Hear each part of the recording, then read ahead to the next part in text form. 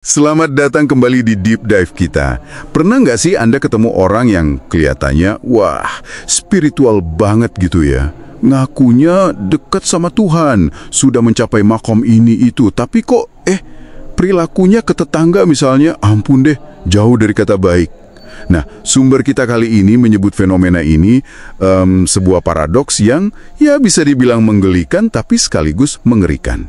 Jadi misi kita sekarang ini mau coba bongkar kontradiksi ini. Gimana sih orang yang katanya sangat spiritual tapi adabnya, etika sosialnya kok bisa buruk gitu, terutama sama orang terdekat macam tetangga?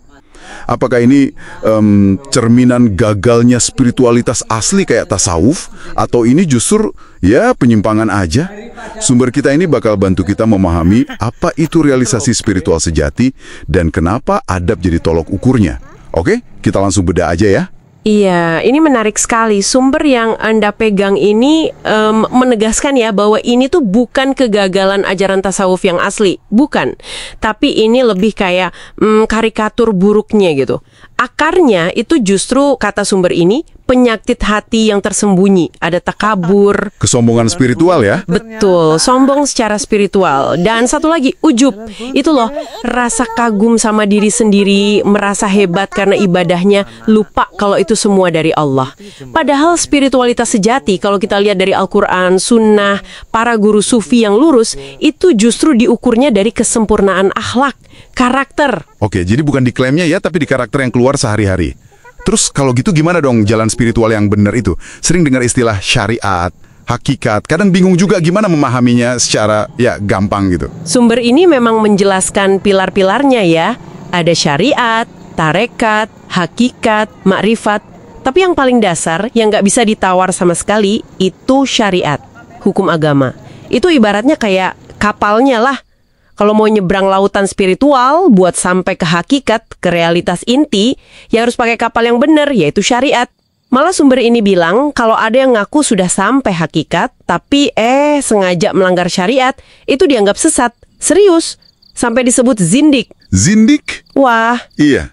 Jadi bukan berarti kalau sudah merasa tinggi, terus bisa ninggalin syariat. Justru sebaliknya, inti atau hakikat itu ditemukannya di dalam menjalanin syariat dengan benar. Nah, oke. Paham. Kayak isi sama kulit buah ya. Nggak bisa dapat isinya kalau kulitnya dibuang atau rusak. Penting ini. Terus makrifat, mengenal Tuhan.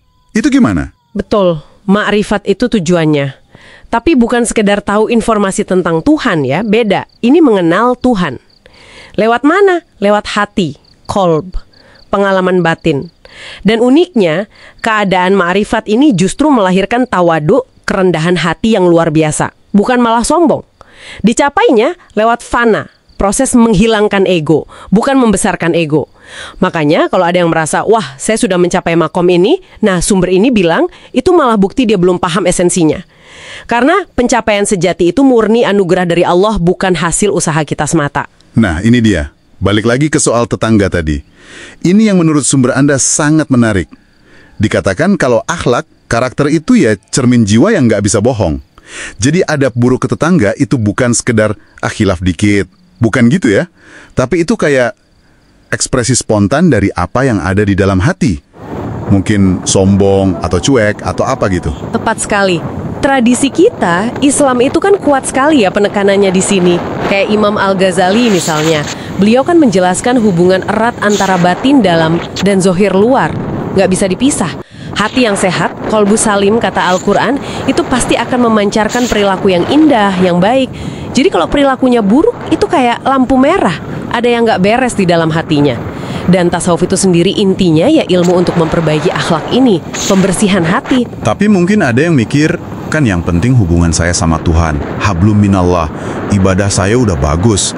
Kenapa hablum minannas, hubungan sama manusia, apalagi cuma sama tetangga? Kok jadi krusial banget gitu? Nah, karena sumber Anda ini menggarisbawahi dalam Islam itu dua-duanya satu paket, nggak bisa dipisah. Hablum minallah dan hablum minannas itu harus seimbang. Dan soal hak tetangga, hak aljar, itu penekanannya luar biasa loh. Sumber Anda mengutip hadis kan, sampai Nabi Muhammad SAW itu bersumpah 3 kali. 3 kali ya? Iya, 3 kali. Beliau bersumpah, demi Allah tidak beriman, Demi Allah tidak beriman, demi Allah tidak beriman. Siapa? Orang yang tetangganya nggak merasa aman dari gangguannya. Waduh, sampai segitunya ya? Bukan cuma soal sopan santun biasa ini berarti? Jauh, ini langsung dikaitkan sama iman, sama keimanan seseorang. Jadi memperlakukan tetangga itu kayak semacam tes di lapangannya spiritualitas kita, ujian karakter dalam interaksi sehari-hari yang paling jujur, tanpa basa-basi. Wow. Berarti kalau di tes dasar kayak gini aja udah gagal ya klaim spiritualitas tingkat tinggi itu gimana dong? Otomatis gugur gitu. Rahman, Maha Penyayang, Al-Wadud. Tapi kok sama ciptaannya, tetangga dekat yang haknya jelas dilindungi perintahnya, malah menyakiti atau cuek. Ini indikasi kuat, kata sumber ini, dia itu belum benar-benar kenal Tuhannya.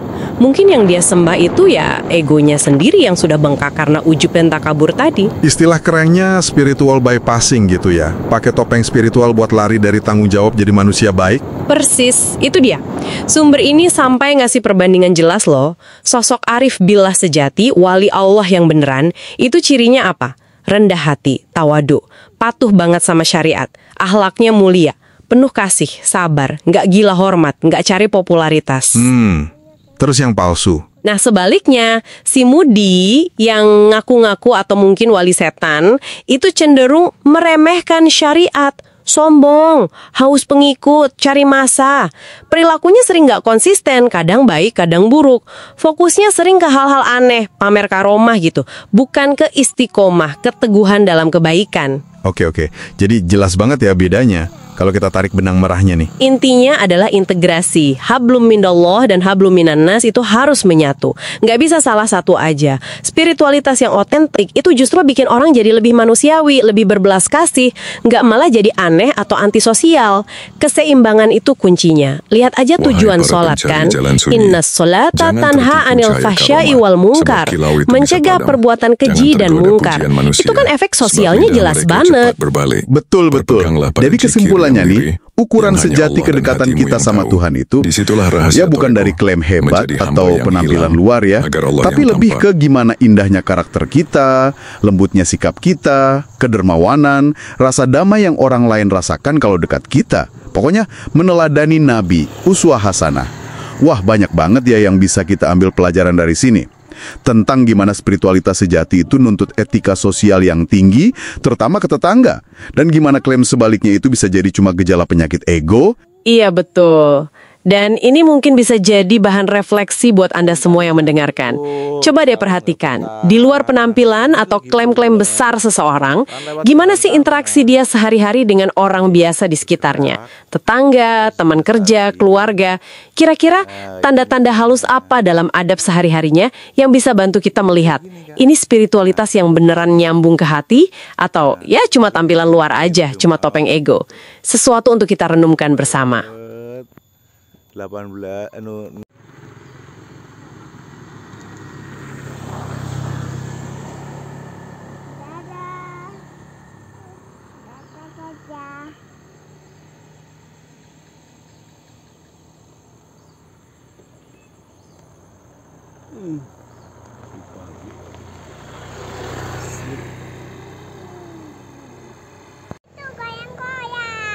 itu kendaraan bagus. Aduh, nggak ada yang lihat.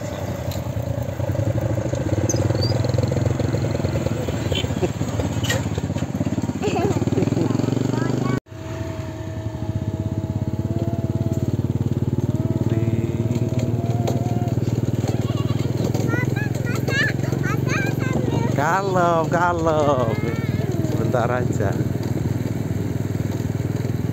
Ini 16.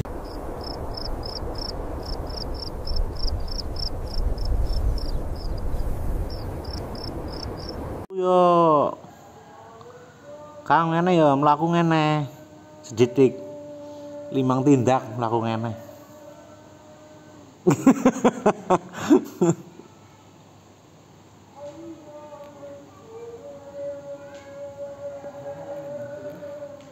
Kang Mingun tabrakan jere lho. Siapa? Kang Mingun. 5 menit ngentong-ngentong na memori. Iya, betul kan? Iya. Anu Masjid Al Hidayatut Taufik Gunung Reja.